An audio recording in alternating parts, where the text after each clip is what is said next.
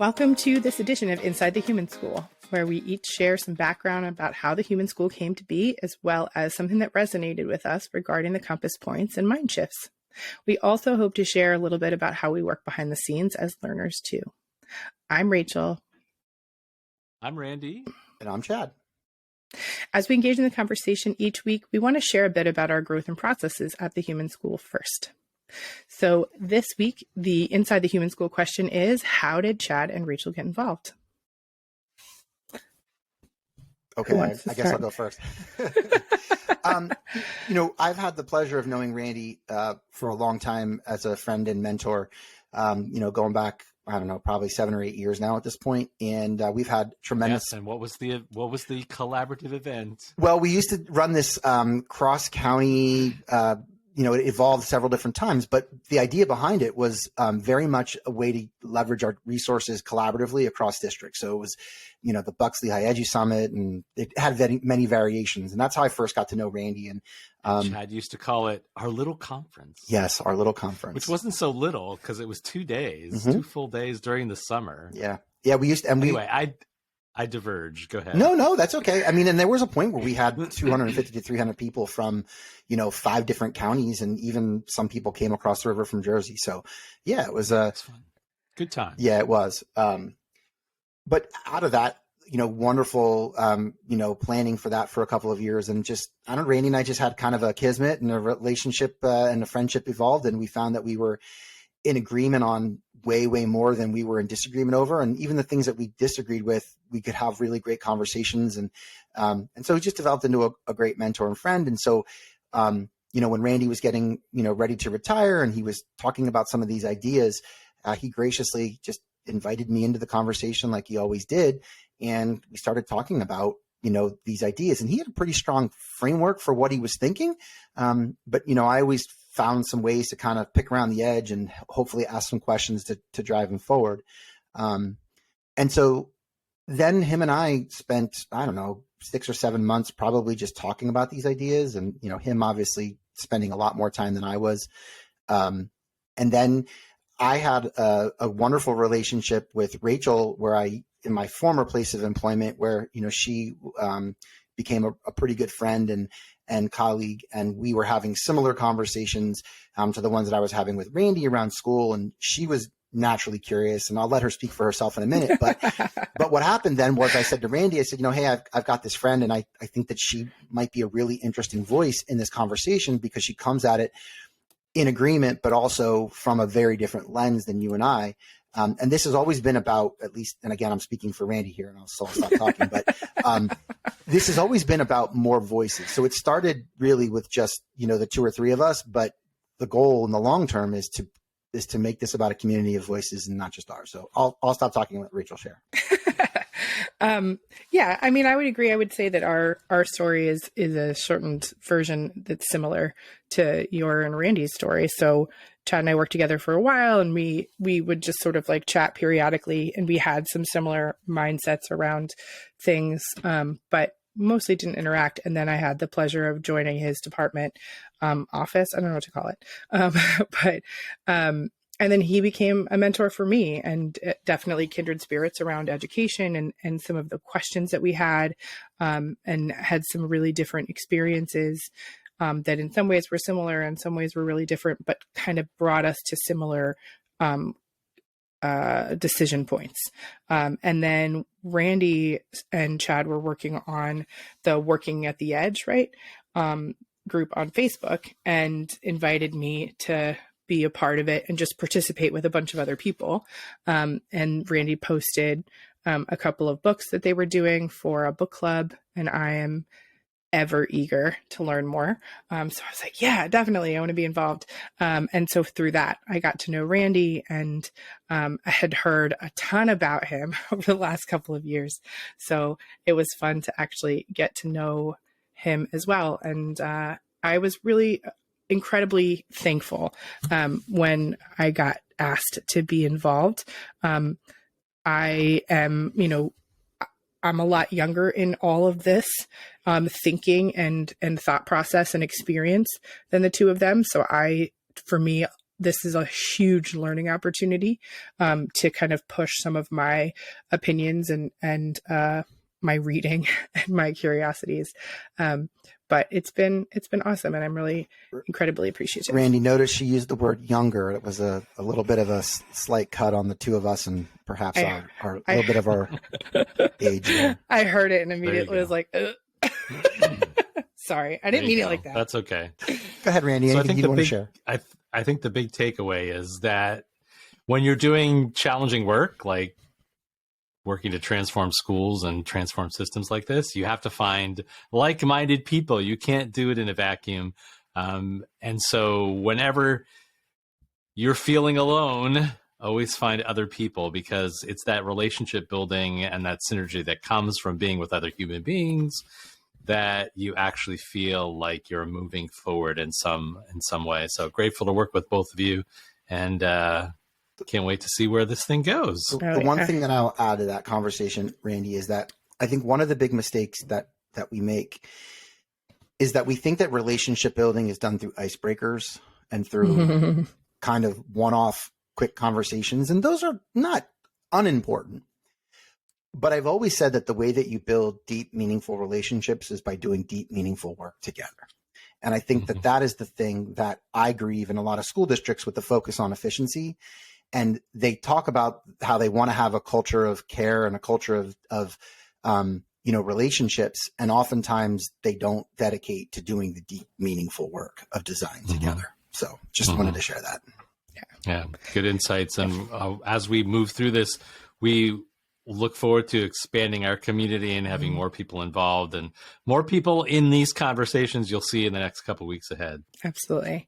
Yeah. And I think too, one of the things that's really great is while we have some kindred spirit opinions, we still come at it from different perspectives, as Chad said. So we're still learning from one another. We still push back on one another and have some differences of opinions, which really allow all of us to grow.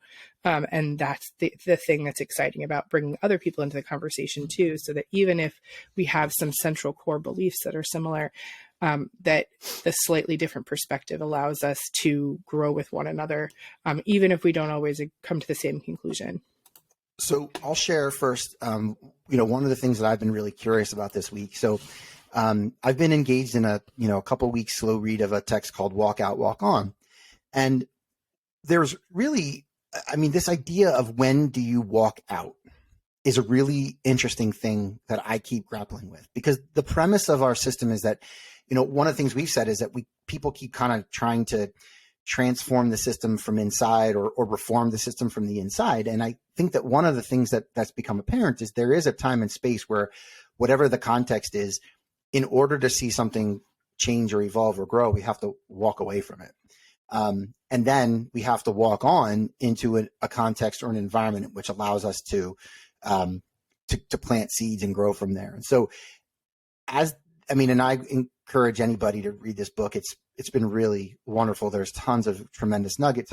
Last night there was a huge chunk on kind of a culture of giving and how you can transform cultures by thinking about how your work is a gift to others, and how oftentimes in workplace environments we get stuck waiting for affirmation or appreciation or any number of things that we do.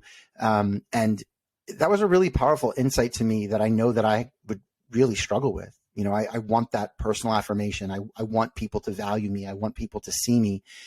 And they describe some of these non-Western environments and where this non-capitalistic focus on obtaining stuff is just about giving back. And oftentimes it's interesting. I will say, as a criticism of myself, a self-reflection, that I talk about wanting kids. I believe the purpose of education is for kids to figure out who they are and to give their gifts to the world, for them to go out and contribute. And yet I myself am stuck in that mindset of contribution for affirmation or contribution for value, and not realizing it. So that was a little bit of a gut punch last night. So that was my big thing I was thinking about this week. I'm interested about you guys. So while you're talking about walkouts, let me read the actual text that I was dealing with yesterday on what is walkouts. So they write, Walkouts are people who bravely choose to leave behind situations, jobs, relationships, and ideas that restrict and confine them, anything that inhibits them. They walk on to ideas, people, and practices that enable them to explore and discover new gifts, new possibilities. So that was one of the highlights I was pondering yesterday. Probably highlighted a month ago, but just getting around to it. But I thought I think that's a very interesting challenge, I think, for all of us to sort of like look at what we're doing and, are they situations, jobs, relationships, ideas that restrict and confine us? And do we have the courage to walk out? And what are we walking on to? And does that thing that we're walking on to actually inspire us? I'm wondering, a connection I just made, Randy, that from what you just shared is, the Great Resignation, and the fact that people are walking out, whether they walk on to something more meaningful and impactful and purposeful and gift giving. I can't judge that, but we are experiencing a cultural and social walking out right now. Yeah, definitely. So I've been reading a book called Stewardship by Peter Block. You probably have heard his name mentioned around here before. And what's really interesting about this book is been thinking a lot about power lately. And it's really all about how do those people who are in power distribute that power across the organization. And that really connects to our mind shift around leadership and our objective compass point. But really challenging because we actually are so intertwined systems to systems that are so dependent upon this paradigm of power and how that's tied to leadership. And he talks about the current paradigm of leadership being like a parent-child relationship. And I think we might have had that conversation either on the video here or just offline about sometimes how people in our educational organizations are looking to the people at the top as the parent, as the savior, as the person that's just going to tell them what to do and everything will be all right. And basically he's saying like, no, that doesn't work. That person at the top needs to make sure that everyone feels, I think he uses the word empowerment, although I don't particularly like that word, but everyone is empowered to actually make decisions, take ownership, and assume accountability for the collective. So that's one thing that I'm curious about, power, leadership, and how do we redefine that system to ultimately help change that system that we're working on here. I love that. So I'm reading a book called Street Data right now from Shane Safier and Jamila Dugan. And I'm only a couple of chapters into it, but it pushes for me a conversation that's important to me around equity and what that looks like in classrooms and what that looks like in our system.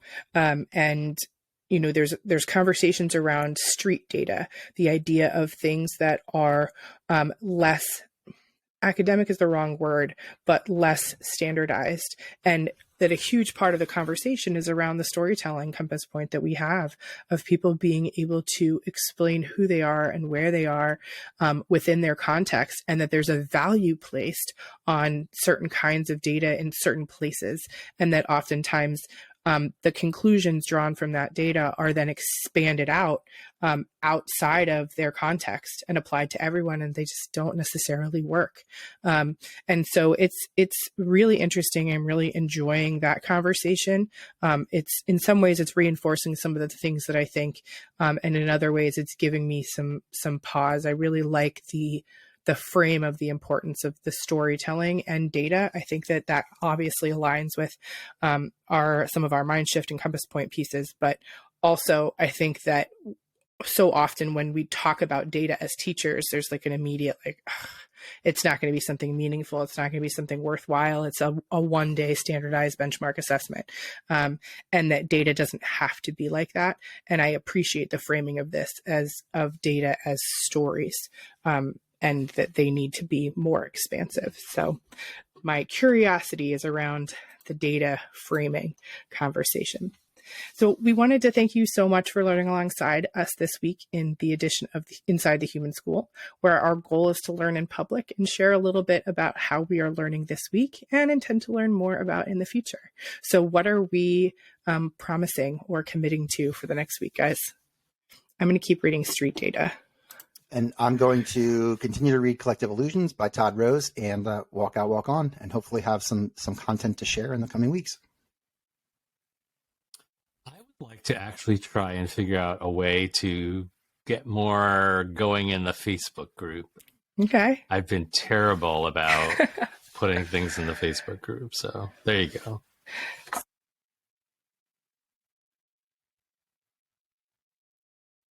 Rachel, your microphone is muted, so we cannot hear you. Chad will have to edit that. No, we're going to leave it human. I'm all for it. Visit thehuman.school to learn more and its Learning in Public Hub for additional resources, and join the conversation in our Facebook community to help Randall meet his goal that's committed to placing humanity at the center of all design. Thanks, everybody. It was nice talking to you this week, guys. All right. As always, bye-bye.